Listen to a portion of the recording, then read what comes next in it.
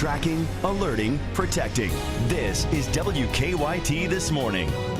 A mother's baby was tragically killed 2 weeks ago. How you can help that family. Information coming up next. Lexington police say a pair of attempted home invasion victims are behind bars this morning, and they may know the suspects. And a former UK player injured during a fall during a game is still on the road to recovery. Those stories and more, and breaking news as it happens, coming up on WKYT This Morning. Good morning to you. It's your Friday, and we're so glad you're with us as we head into a big weekend for a lot of folks. I'm Bill Bryant. And I'm Rebecca Smith. Thanks so much for being here on this Friday. For the first track on the weather, let's turn to meteorologist Micah Harris. Well, it's a good-looking start to the day. We have a few clouds overhead, and it's still kind of chilly outside right there in the upper 30s in some locations to lower 40s. Now, as we go throughout the day, it's going to get much better. I promise you that. Current temperature-wise, we're at 41 in Danville. 41 is a very popular number this morning. Somerset, Harlan, Richmond, Berea go up toward Frankfort and Peaks Mill, holding on to the 40s, and you saw 37 there in Montgomery County this morning.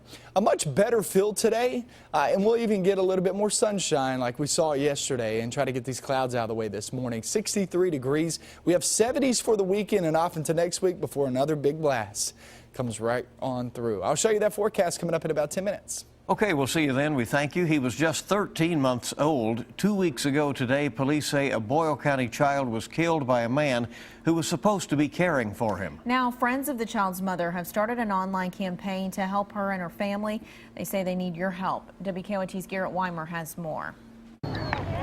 Here at the park, kids are laughing and playing, doing what they do as they grow up. All things baby Chris, sadly, won't get to do. It's a shame, but we have the good memories, so that'll keep us going.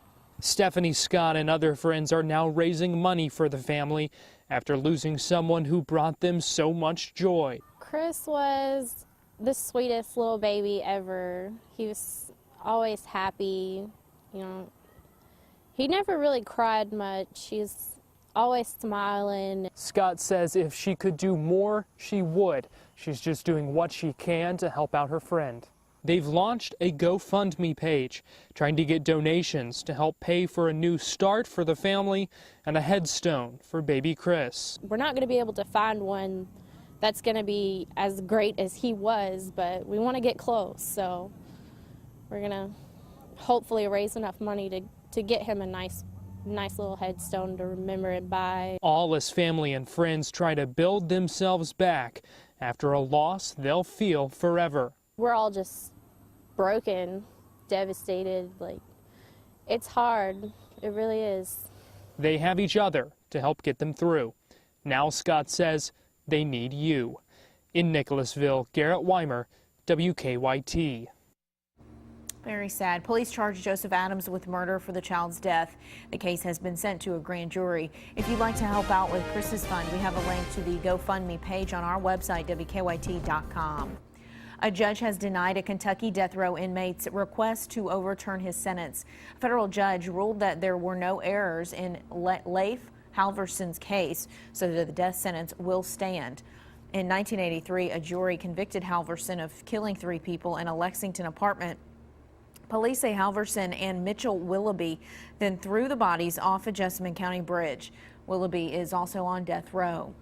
2 people are facing charges after police say a child nearly drowned in a northern Kentucky pool. Florence police say Susan Stacy and Dwayne Johnson have been indicted for wanton endangerment. They say Stacy's 2-year-old son was pulled from a motel pool earlier this month. The child was treated and released from the hospital. Police say Stacy and Johnson left the child in the pool unsupervised. They also say the child was not wearing a flotation device. And new this morning, 2 victims of an attempted burglary are the ones in jail this morning. They're facing charges. Lexington police say 3 men tried to break into a home on Gazette Avenue. One of them was armed with a rifle. The victims managed to use the door to break the rifle, and the burglars took off. But after investigating, police ended up arresting 2 people inside the home. 19-year-olds Samuel McKinley and Dwight Covington are charged with trafficking marijuana. The burglars are still on the run. Frankfort police are trying to track down those responsible for robberies at 2 businesses. They say just after 10 Wednesday, a man armed with a gun robbed a Penn Station restaurant. At around 10 o'clock yesterday morning, they say another man armed with a gun robbed the Advance America cash advance nearby. Both robberies were caught on surveillance video. In each case, police say employees did the right thing. The workers did the responsible thing, hand over the money. It's not your money. Give it to them, let them have what they want, and hopefully they'll get out of there without harming anybody. And that's something that we're very fortunate in both of these incidents that nobody was injured. Frankfort police do not believe the two robberies are connected. New this morning, Georgetown police say they arrested a man they saw running from a burglary. Georgetown police responded to a home on Chambers Avenue just after 1:30 this morning. Investigators say they're still trying to find out what was stolen. Police say they confronted the suspect nearby and he took off running. No injuries were reported. Police have not released the suspect's name. A natural gas leak caused some tense moments on the University of Kentucky campus. The leak happened on Lexington Avenue yesterday evening. Lexington police and firefighters closed off streets in the area. UK also issued an alert asking people to avoid it. And we're told people inside the nearby Joe Craft Center left the buildings as a precaution. Police tell us all streets in that area reopened shortly after, and the UK canceled the alert. There's no word on what caused the gas leak. The father of a former UK football player injured in a fall says he's come a long way in his recovery. Brad Durham is now at Cardinal Hill Rehab Hospital. He fell from the upper deck of Commonwealth Stadium during the South Carolina game earlier this month. Durham had back surgery after the fall. His father says he has short-term memory loss from a head injury, but Durham continues to improve. He's come through this tragic accident, and we consider him Wildcat tough. He's a tough kid, so. And that shows. Durham's family hopes he'll be able to leave Cardinal Hill and go home in about a week. The time is 4:37 on WKYT this morning. With winter quickly approaching, road crews around the Bluegrass are making their plans. Some of them are still feeling the effects of last year's snow and ice. Many of them had to order more salt than they expected. Road crews in Boyle County say right now they have enough salt for about 5 snow events. But this year, Boyle County is only ordering treated salt. They say it's cheaper than untreated salt and it works better in colder temperatures. And of course, the contractors or the suppliers, they have to meet the state's demand first. And so we kind of have to wait until those orders are filled before we can get ours. Road crews also say there is less demand for treated salt. Eastern Kentucky University leaders broke ground on the second phase of a new science building. That building will be the home to the Department of Biological Sciences, Geography, and Geology. It's being built next to a science building that opened 2 years ago. EKU leaders say construction will begin soon, and the second phase should be completed by the end of 2017. Well, many people have wanted it in Lexington for a long time, and the wait is almost over. Next week, the Cheesecake Factory will be holding its grand opening at Fayette Mall. Yay! WKYT's Jordan Valines got a sneak peek inside the new restaurant.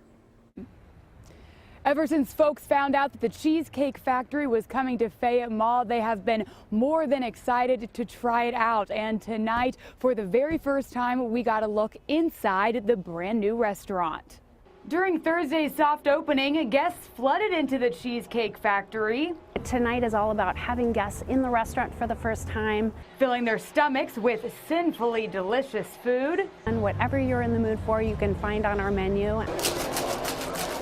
And helping the 275 staff members fine-tune their trade. Perfect, where am I going? During the final phase of the training process. With 250 items on our menu, all of which are made from scratch, it takes a lot of people to prepare all of those dishes and serve them, and dishes to be cleaned, guests to be greeted, so it really does take a village. Come on, chef, right behind you. The Cheesecake Factory's usually expansive menu was shortened for the mock trial meals, but guests we spoke with, I love it.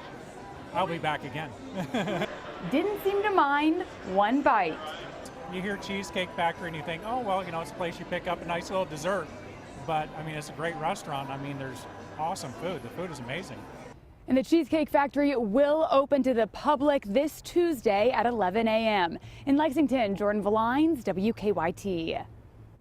All right, thanks so much, Jordan. The Cheesecake Factory is still accepting applications for anyone wanting to apply for a job there.